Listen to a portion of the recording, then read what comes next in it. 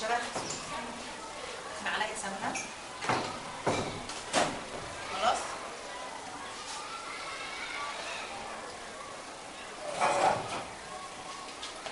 بنخلط المكونات كده اهو كلها في بعض لغايه ايه ما تتجانس. ماشي، نبدا بقى نعمل ايه؟ بس نكفي.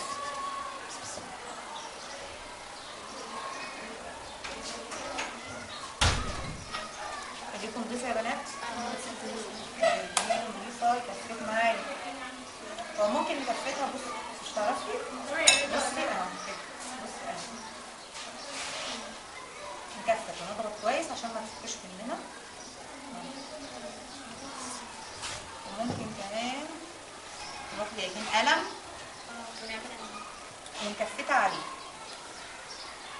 او بتبقى فيه عصايه كده مبرومه من عند النجار طويله كده خشبه، عندي واحده. الحاجات دي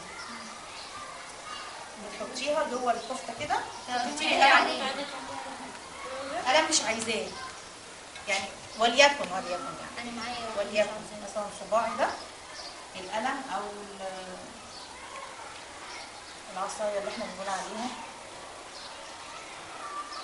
ليه بقى؟ سيبي فراغ كده في النص. الفراغ ده لما انا هاجي انا جايبه فحم معايا، اصهر الفحمايه وبعد كده اطفيها فيها بعد ما تستوي، بتديكي نفس نكهه الكفته المشويه بالظبط. الدخان بتاع الفحم بيخش جوه الايه؟ الكفتايه اللي انت ايه مجوفاها، بتبقى سايبه لها فجوه من جوه بالقلم. ما خلاص ما انتوا عرفتوا بتعمل ازاي. يلا يلا تعملي معموله. بس مش كفته امال كفته ايه؟ هي بتعمل برغل. في كفته يا بنات خليها شويه.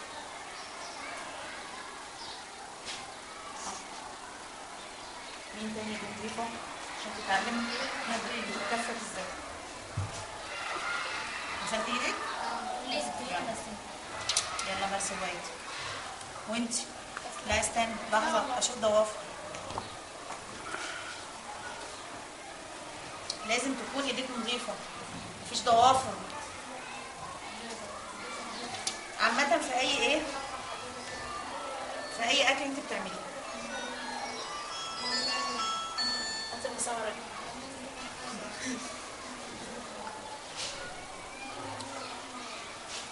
اضغطي عليها، اضغطي عليها كويس عشان تتجانس مع بعضها.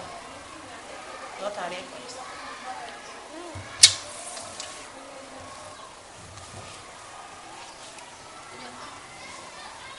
تمام تمام تمام. طبعا احنا كلنا بنعمل الكفته دي او بنشوف ماما بتعملها في البيت، بس انا عايزاكي تقولي لها معلش يا ماما تعالي في جنب وسيبي لي المطبخ انا بقى وانا اعمل. خلاص احنا عرفنا هي بتتعمل ازاي، ازاي بناخد المكونات مع بعض. تمام ماشي يا بنات. عشان هي اللي عملت صراحه، عشان السبب بتاعتها ردت عليك.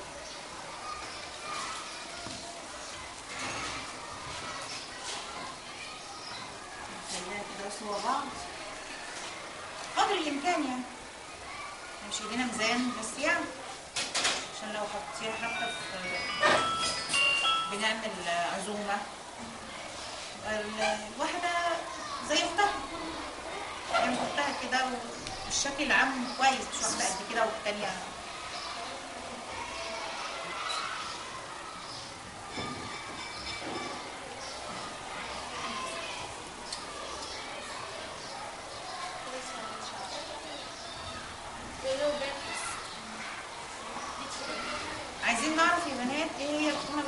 الصنف ده. يعني الصنف ده بيحتوي على جميع العناصر الغذائية. طب ايه هي العناصر الغذائية يا بنات؟ مش انا قايلها قبل كده 5 عناصر اللي هما بروتين، دهون، كربوهيدرات، فيتامينات، املاح معدنيه. تاني هما ال5 عناصر غذائيه. 5 هما دهون، كربوهيدرات، فيتامينات،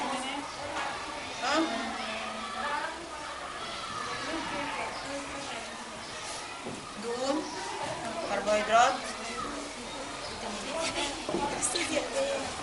بروتينات، فيتامينات، معادن واملاح معدنيه وميه. دول ال5 عناصر. هل الوجبه بتاعتنا دي فيها ال5 عناصر؟ ها نروق بعد ما نخلص. يلا فيها ايه في البروتين؟ فيها بروتين ولا لا؟ اللحمه دي ايه؟ بروتين. والبضايه اللي اتحطت بروتين. طيب فيها كربوهيدرات؟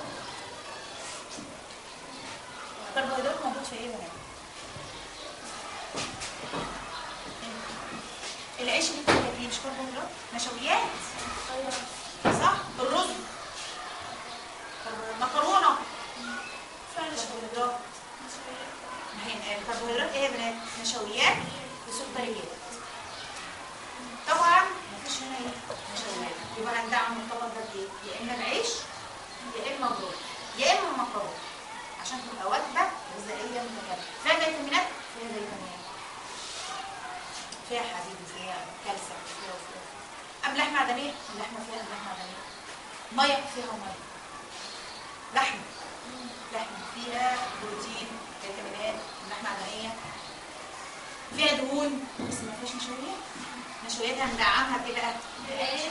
بعيش او بطاطس. ممكن انا بطاطس نشويات، او رز، او ايه؟ مكرونه.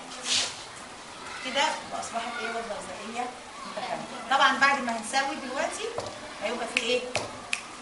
في التقديم عيش. فاحنا دلوقتي ايه؟ هنسوي الكفته. يلا نجيب البوتاجاز الاول. بكون مسخنه ميه يا بنات. ليه؟ انا لو حطيت ميه على طول من الحنفيه عليها لا مش حكايه مش هتستوي، هتستوي بس اللحمه بيبقى فيها زفاره. مش عايزاها تبقى زفره، بتحط الميه مغليه او سخنه. بنحط الميه سخنه حتى وانت بتسوي اللحمه العاديه. يا ريت بعد ما يعني ما تيجي بتعمليها شوربه ماما تقول لك لا الشوربه قلت شويه اما نزودها ميه من الحنفيه. لا، لو زودتها ميه من الحنفيه الشوربه هتلاقيها زفره، ريحه الشوربه زفره. انما لازم تزوديها ميه سخنه. دي معلومه. ميه سخنه. مش عندكم كاتل في البيت براد زي ده سخني فيه ميه وهنحط شويه ملح. هاتوا ملح يا بنات، ملح وفلفل عندي.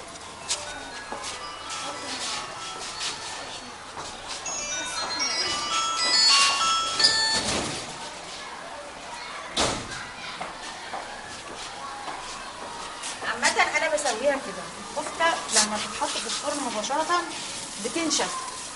فانا بعمل ايه؟ بحط زي ما انتم شايفين شويه ميه كده، وبعد ما بنغطي عليها بقى. لما نغطي عليها تيجي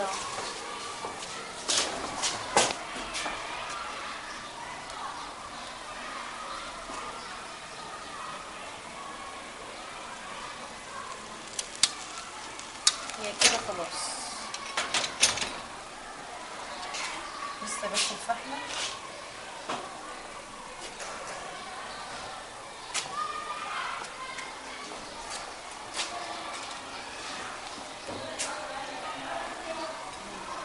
كده استوت.